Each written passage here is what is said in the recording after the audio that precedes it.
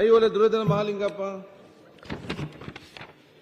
ಸನ್ಮಾನ್ಯ ಸಭಾಧ್ಯಕ್ಷರೇ, ಚಿಕ್ಕೋಡಿ ಶೈಕ್ಷಣಿಕ ಜಿಲ್ಲೆಯನ್ನು ಚಿಕ್ಕೋಡಿ ಜಿಲ್ಲಾ ಕೇಂದ್ರವನ್ನಾಗಿ ಘೋಷಣೆ ಮಾಡುವಂತೆ ಬಹಳ ದಿನಗಳಿಂದ ನೆನೆಗುದಿಗೆ ಬಿದ್ದಿರುವ ಚಿಕ್ಕೋಡಿ ಜಿಲ್ಲಾ ಕೇಂದ್ರವನ್ನಾಗಿ ಘೋಷಣೆ ಮಾಡಲು ಇರುವ ತೊಂದರೆಗಳನ್ನು ನಿವಾರಣೆ ಮಾಡಿ ಘೋಷಣೆ ಮಾಡುವಂತೆ ಮಾನ್ಯ ಮುಖ್ಯಮಂತ್ರಿಗಳ ಗಮನವನ್ನು ಸೆಳೆಯ ಬಯಸುತ್ತೇನೆ ಸರ್.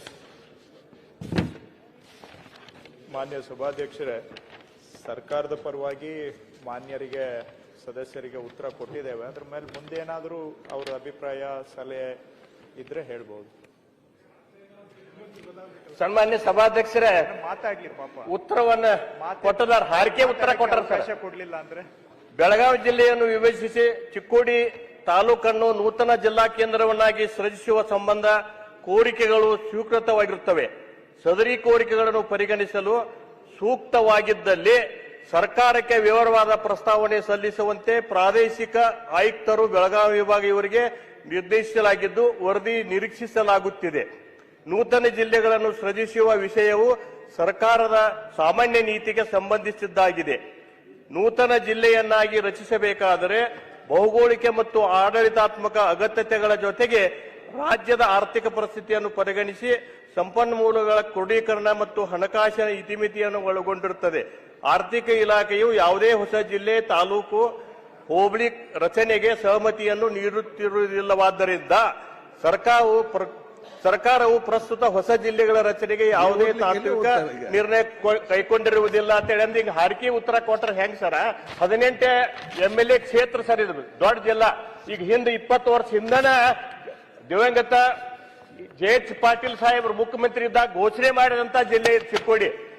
ಇಲ್ಲಿ ತಕ 25 ವರ್ಷ 30 ವರ್ಷ ಆದ್ರೂ ಇನ್ನೂ ತಕ ಜಿಲ್ಲೆ ಘೋಷಣೆ ಆಗ್ತಾ ಇಲ್ಲ. ಈಗಾಗಲೇ ಚಿಕ್ಕೋಡಿಯಲ್ಲಿ, ಅತ್ತನೆಯಲ್ಲಿ, ಗೋಕಾಕದಲ್ಲಿ ಹೋರಾಟ ಮಾಡತಾರ ಸರ್ ರೈತರು. ಉತ್ತರ ಕೊಡ್ತಾರೆ.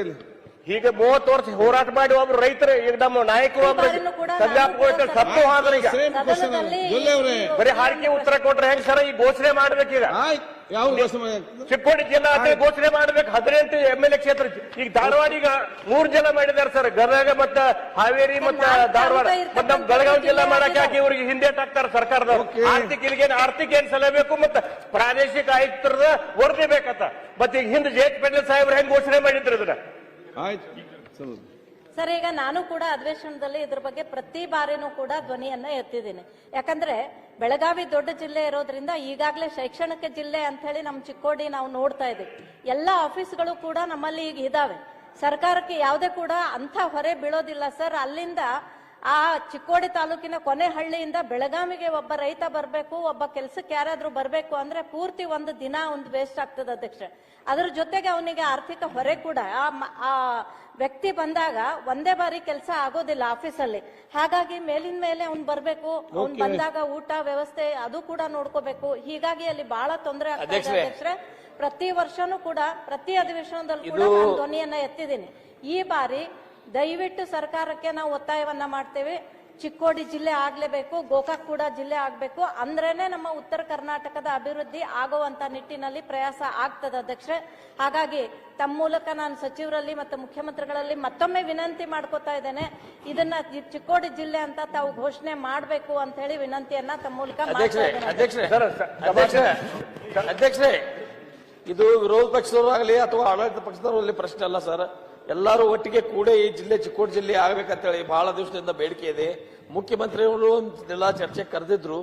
ಇದು ಮತ್ತೊಮ್ಮೆ ಚರ್ಚೆ ಕರೆದು ಒಂದು ಸೀರಿಯಸ್ ಆಗಿ ಒಂದು ವಿಶೇಷ ಸಭೆ ಕರೆದು ಒಂದು ನಿರ್ಣಯ ಮಾಡಲಿಕ್ಕೆ ಅವಕಾಶ ಮಾಡಿಕೊಡ್ಬೇಕು ಅಂತೇಳಿ ನಾನು ಸರ್ಕಾರಕ್ಕೆ ಒತ್ತಾಯ ಮಾಡ್ತಾ ಇದ್ದೀನಿ ಸರ್. ಈಗಾಗಲೇ ಮಾನ್ಯ ಕಂದಾಯ ಸಚಿವ ವಿನಂತಿ, ನಿನ್ನೆ ಮಾನ್ಯ ಮುಖ್ಯಮಂತ್ರಿಯವರ ಜೊತೆ ಇಡೀ ಗೋಕಾಕ್ ತಾಲೂಕು ಜಿಲ್ಲೆ ಆಗಬೇಕು ಎಲ್ಲ ಮಠಾಧೀಶರು, ನಾವು ಜಿಲ್ಲಾ ಉಸ್ತುವಾರಿ ಮಂತ್ರಿ ಸನ್ಮಾನ್ಯ ಸತೀಶ್ ಜಾರಕಿಹೊಳಿ ನೇತೃತ್ವದಲ್ಲಿ ಅವ್ರ ಅಪಾಯಿಂಟ್ಮೆಂಟ್ ತಗೊಂಡು ನಾವು ವಿನಂತಿ ಮಾಡ್ಕೊಂಡಿವಿ. ಮಾನ್ಯ ಮುಖ್ಯಮಂತ್ರಿ ಅವ್ರು ಏನು ಹೇಳಿದ್ರೆ, ವಿಧಾನಸಭಾ ಅಂದ್ರೆ 18 ಕ್ಷೇತ್ರ ಇದೆ, ಅವ್ರನ್ನೂ ಎಲ್ಲ ಕರಿತೀವಿ.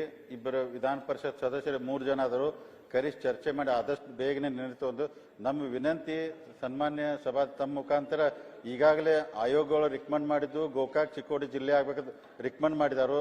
ತಾವು ಆಡಳಿತ ದೃಷ್ಟಿಯಿಂದ ದಯಮಾಡಿ ಅಂದ್ರೆ ಈ ಸದನ ಮುಗಿಯೊಳಗ ತಾವೆಲ್ಲ ಶಾಸಕರನ್ನು ಮತ್ತೆಲ್ಲ ವಿಧಾನ ಪರಿಷತ್ ಎಲ್ಲಾನು ಸದಸ್ಯರನ್ನು ಕರೆದು ತಾವೊಂದು ಸಭೆ ಮಾಡಿ ನಿರ್ಣಯ ಮಾಡಿದ್ರೆ ಬಹಳ ದಿನ ವರ್ಷದ ಹೋರಾಟ ಇದೆ. ಅದಕ್ಕೆ ದಯಮಾಡಿ ಗೋಕಾಕ್ ಮತ್ತು ಚಿಕ್ಕೋಡಿ ಎರಡು ಜಿಲ್ಲೆ ಮಾಡ್ಬೇಕಂತ ನಾವು ಒತ್ತಾಯ ಮಾಡ್ತೀವಿ. ಸಭಾಧ್ಯಕ್ಷರೇ, ಈಗ ಬೆಳಗಾವದಾಗ ನೀವು ಇಲ್ಲಿ ಅಧಿವೇಶನ ನಡೆಸಿ ಏನ್ ಸಾರ್ಥಕ ಆಯ್ತು 18 MLA ಕ್ಷೇತ್ರ ಐತಾರ, ದಯಮಾಡಿ ಇದನ್ನು ಗಮನಿಸಿ ಹೇಳದನಿ. ಆದಷ್ಟು ಈಗ ನೀವು ಅಧಿವೇಶನ ಮುಗಿದ್ರೊಳಗೆ ಎಲ್ಲ 18 ಶಾಸಕರು ಕರೀರಿ, ವಿಧಾನ ಪರಿಷತ್ ಸರದ ಚರ್ಚೆ ಮಾಡಿ ನೀವು ಇದು ಘೋಷಣೆ ಮಾಡ್ಬೇಕು. ಅಂದ್ರೆ ಇದು ಉತ್ತರ ಕರ್ನಾಟಕ ನೀವು ಇಲ್ಲಿ ಅಧಿವೇಶನ ನಡೆಸಿದ್ದಕ್ಕೆ ಸಾರ್ಥಕ ಆಗತ್ತೆ. ನಮ್ಮ ಜಿಲ್ಲಾನ ನೀವು ಮಾಡ್ಲಿಲ್ಲ ಅಂದ್ರೆ ಮತ್ತೆ ಇಲ್ಲಿ ಅಧಿವೇಶನ ಎದಕ್ಕೆ ನಡೆಸ್ತದೆ? ಅದಕ್ಕೆ ನಾವು ಹೋರಾಟ ಮಾಡ್ಬೇಕಾಗತ್ತೆ ಸರ್. ಮತ್ತೆ ಹೌದು, ನಾನು ಅದೇ ಹೇಳಲಿಕ್ಕೆ ಹೊರಟಿದ್ದೆ. ಈಗ ಐಹೊಳೆಯವರು ಸಡನ್ ಆಗಿ ದುರ್ಯೋಧನ ಆಗ್ಬಿಟ್ಟಿದ್ದಾರೆ. ಹಿಂದೆ ನಿಮ್ ಸರ್ಕಾರ ಇದ್ದಾಗ ಪಾಂಡವರ ಪಾಲಿನ ದುರ್ಯೋಧನ ಈ ತರ ಮಾತಾಡಿದ್ ಇವತ್ತೇ ನೋಡಿದ್ ನಾನು ಅವ್ರ ಕ್ಷೇತ್ರಕ್ಕೂ ಹೋಗಿದ್ದೀನಿ, ಅವ್ರ ಜೊತೆ ಅಡ್ಡಾಡಿದ್ದೀನಿ. ಆದ್ರೆ ಇವತ್ತೇನು ರುದ್ರಾವತಾರ ತಾಳ್ಬಿಟ್ಟಿದ್ದಾರೆ. 4 ವರ್ಷ ನಿಮ್ ಸರ್ಕಾರ ಇದ್ದಾಗ ಎಲ್ಲೋಗಿತ್ತು ಈ ರುದ್ರಾವತಾರ, ಆವಾಗ ಯಾಕೆ ಆಗ್ಲಿಲ್ಲ ಅಂತ. ಆದ್ರೆ ವಿಷಯ ಇರ್ಲಿ, ಅದು ಪಕ್ಕಕ್ಕೆ. ನೀವು ಹೇಳಿದ್ರಿ JH ಪಟೇಲ್ರು ಮಾಡಿದ್ರು ಅಂತ. ಕಾರ್ಯರೂಪಕ್ಕೆ ಬಂದಿದ್ಯಾ ಸರ್? ಕಾರ್ಯರೂಪಕ್ಕೆ ಬಂದಿದ್ಯಾ? ಯಾಕೆ ಅನ್ನೋದು ಈಗ ಕಾರ್ಯರೂಪಕ್ಕೆ ಮಾಡೋಣ. ಯಾಕೆ ಅನ್ನೋದು ನಿಮ್ಗೂ ಗೊತ್ತು, ನಮಗೂ ಗೊತ್ತು, ಎಲ್ಲರಿಗೂ ಗೊತ್ತಿದೆ. ವಿಷಯ ಅಷ್ಟು ಸರಳ ಇಲ್ಲ ಅಧ್ಯಕ್ಷರೇ. ಇವತ್ತು ತಿಳಿಯಾಗಿದೆ ಸ್ವಲ್ಪ. ಆವತ್ತಿಗೆ ಹೋಲಿಕೆ ಮಾಡಿದ್ರೆ ಇವತ್ತು ಸುಧಾರಣೆ ಆಗಿದೆ. ಅಂತ ಪರಿಸ್ಥಿತಿ ಇಲ್ಲ.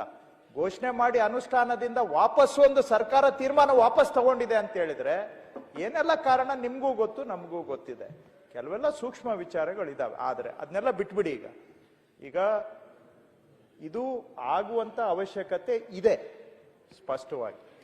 ಇದರಲ್ಲಿ ಮತ್ತೊಂದು ಅವಶ್ಯಕತೆ ಇಲ್ಲ, ವಿಚಾರ ಮಾಡೋಣ, ನೋಡೋಣ, ಆ ತರ ಏನು ಅಭಿಪ್ರಾಯ ಇಲ್ಲ.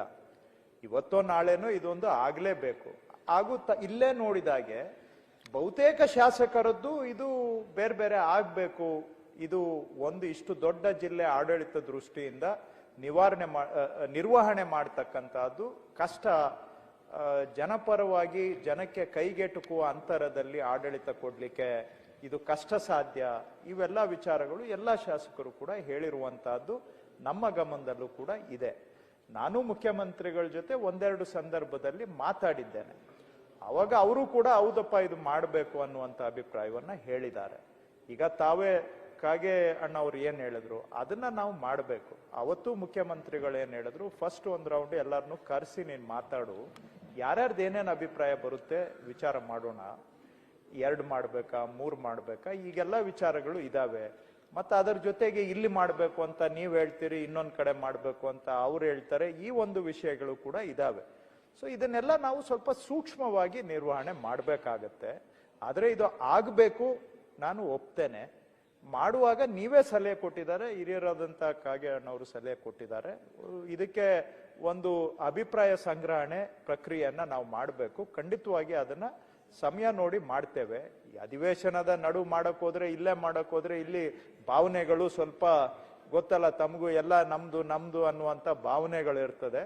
ಸಮಯ ನೋಡಿ ನಿಮ್ಮನ್ನೆಲ್ಲ ಕರೆದು ಮೊದಲಿಗೆ ನಮ್ಮ ಹಂತದಲ್ಲಿ ಇಲ್ಲ ಒಂದೇ ಬಾರಿ ಮುಖ್ಯಮಂತ್ರಿಗಳ ಸಮ್ಮುಖದಲ್ಲಿ ಕರೆಸಿ ಎಲ್ಲಾರ್ದು ಅಭಿಪ್ರಾಯ ತಗೊಂಡು ಮುಂದಿನ ತೀರ್ಮಾನಗಳನ್ನ ಮಾಡೋಣ. ಮಾಡಬೇಕು ಅನ್ನೋ ಅವಶ್ಯಕತೆಯನ್ನ ನಾನು ವೈಯಕ್ತಿಕವಾಗಿನೂ ಒಪ್ತೇನೆ. ಮುಖ್ಯಮಂತ್ರಿಗಳ ಜೊತೆ ಚರ್ಚೆ ಮಾಡಿ ಅವರು ಕೂಡ ಇದು ಹೇಳಿರೋದ್ರಿಂದ ಇದು ಸರ್ಕಾರದ ನಿಲುವು ಅಂತಾನು ಕೂಡ ನಾನು ಹೇಳಲಿಕ್ಕೆ ಬಯಸ್ತೇನೆ. ಸಮಯ ನೋಡಿಕೊಂಡು ಖಂಡಿತವಾಗಿ ಅದನ್ನ ಕಾರ್ಯರೂಪಕ್ಕೆ ತರುವಂತಹದ್ದು ಮಾಡೋಣ. ಸಭಾಧ್ಯಕ್ಷ, ಸನ್ಮಾನ್ಯ ಸಭಾಧ್ಯಕ್ಷರು, ಸಚಿವರಲ್ಲಿ ವಿನಂತಿ ಅಂತಂದ್ರೆ ಈ ಅಧಿವೇಶನ ಮುಗಿದ್ರೊಳಗ ತಾವು ಎಲ್ಲರನ್ನು ಕರೆದು ಚರ್ಚೆ ಮಾಡಿ ಘೋಷಣೆ ಮಾಡಿದ್ರೆ ತಮ್ಮ ಹೆಸರೇ ಬರ್ತೈತಿ ಸರ್. ನಿಮ್ ಹೆಸರೇ ಬರ್ತೈತಿ, ನಿಮ್ ಸರ್ಕಾರಕ್ಕೆ ಒಂದು ಗೌರವ ಬರ್ತೈತಿ. ದಯಮಾಡಿ ಘೋಷಣೆ ಮಾಡುವಂತ ಅಧಿವೇಶನ ಮುಗಿದ್ರೊಳಗೆ ಚಿಕ್ಕೋಡಿ ಮತ್ತು ಗೋಕಾಕ್ ಜಿಲ್ಲೆ ಘೋಷಣೆ ಮಾಡ್ಬೇಕಂತೇಳಿ ಅಧ್ಯಕ್ಷರ ಪರವಾಗಿ ತಮಗೆ ಸರ್ಕಾರಕ್ಕೆ ಮತ್ತು ತಮಗೆ ಒತ್ತಾಯ ಮಾಡ್ತಾರೆ. ಸಂಧಾನ ಒಪ್ಲಿಲ್ಲ, ಇಲ್ಲೂ ಯಾಕೋ ಒಪ್ತಾ ಇಲ್ಲ ದುರ್ಯೋಧನ. ಇಲ್ಲ ಚಂದ್ರನವರು ಇದ್ರಲ್ಲ. ಅಧ್ಯಕ್ಷರೇ, ಆಡಳಿತದ ದೃಷ್ಟಿಯಿಂದ ಇದು ಅವಶ್ಯಕತೆ ಇದೆ, ಮಾಡೋಣ. ಸಮಯ ಸಂದರ್ಭ ನೋಡ್ಕೊಂಡು ಎಲ್ಲರನ್ನ ಸಲಹೆ ತಗೊಂಡು ಮುಂದುವರಿಯೋಣ.